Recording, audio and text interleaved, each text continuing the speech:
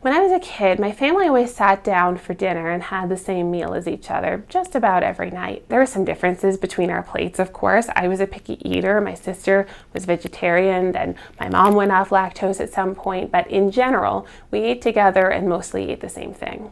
I didn't realize how much of an impression this left on me until I had a family of my own and tried to recreate that custom of sharing the same dinner with someone.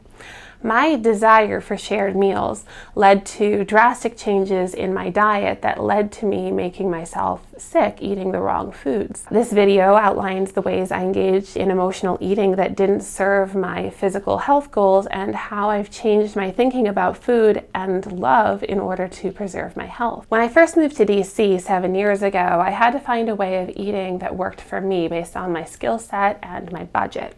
I leaned heavily on lentil soup and vegetarian chili and other low-density vegetable soups.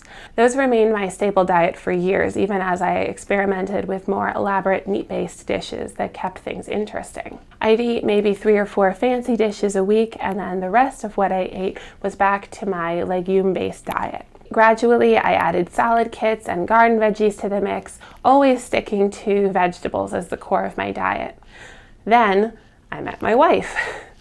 I continued to eat my normal diet while I was home alone, but when we were together, either at her place or mine, I would cook all kinds of meals for her. I wanted to impress her, so I started cooking chicken pot pies, meatloafs, casseroles, stir fries, golden curry, and anything that inspired us. Once or twice I made my lentil soup, but learned that she can't eat it because she can't eat that much fiber. It made her sick, so I stopped making it for her, and then stopped making it pretty much at all once we moved in together. I started making more dishes that were calorie dense and light on fiber because it's what she needs and what she can stomach. It took me months to notice that the food she could eat was starting to make me sick. I'm reminded of a story I read when I was little about a witch who lived her life upside down. She was invited to live with a teenage girl while that girl tried to figure out how to make her normal and upright and not in danger of flying off into space. When the girl tries to feed the witch dinner, the witch looks at the plate of chicken and pasta and whatever else and tells her, "I can't eat that, it'll make me sick." So the girl asks the witch what she wanted for dinner, and the witch told her that the bones from the chicken would be okay, and the vegetable peelings and whatever gunk was in the sinks drain. The girl goes down and gets it for her, and then garnishes it with the grounds from her parents' coffee machine. The witch was delighted, saying that used coffee grounds were her favorite. Basically, the sorts of things that make people sick are the things she likes to eat. Of course, there's a big difference between this witch situation and what my wife and I are like. While this witch is eating disgusting food that no person would enjoy, I actually enjoy my wife's food. It's tasty and satisfying. The problem is purely in how it makes me feel. I feel heavy and sloshy and like my organs are stuck together and refuse to work right. I don't have as much energy, and perhaps the biggest wake-up call to me, I've gained weight with this new way of eating. I'm reminded of this saying by Kate Moss, "Nothing tastes as good as skinny feels." This saying has been criticized as being a inspiration and hypothesized to have caused eating disorders, but for a moment, I'd like to suspend those political connotations and focus on its literal meaning.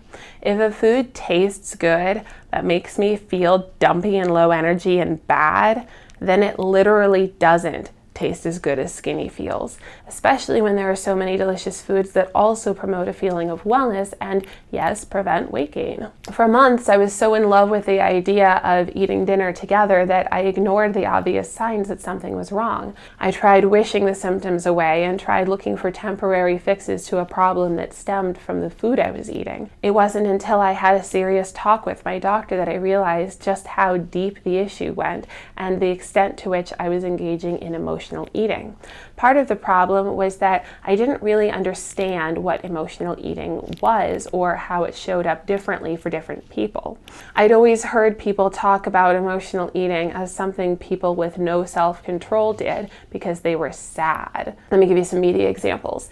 In Friends, there's a scene where Monica is upset with someone and then reaches for a cookie and they say, "Remember, it's just food." Or Anne Sidney White, one of the Kappas, gained 27 pounds of breakup weight over the summer, and it serves as comic relief as a result. But this isn't how it always shows up, and it's definitely not how it showed up for me. I cook to show my love, and I eat food my wife likes so that we can eat the same thing, because in my mind, that's what families do.